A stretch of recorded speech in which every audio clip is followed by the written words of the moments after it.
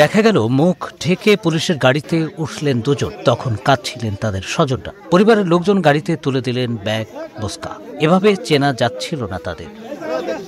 তাহলে কারা তারা? মামলার তথ্য অনুযায়ী তারা হলেন গাইবান্ধার গোবিন্দগঞ্জ জেলা আওয়ামী লীগের সদস্য ও মহিমাগঞ্জ ইউনিয়ন পরিষদের সাবেক চেয়ারম্যান আনোয়ারুল ইসলাম প্রধান। আরেকজন মহিমাগঞ্জ ইউনিয়ন আওয়ামী লীগের সহ সভাপতি রেজাউল করিম।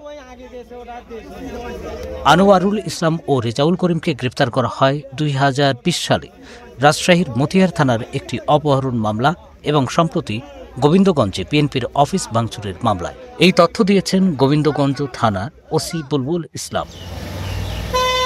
দুজনকে আদালতে তুললে তাদের জামিন নামঞ্জুর করে কারাগারে পাঠানোর আদেশ দেন গাইবান্ধার বিচারক।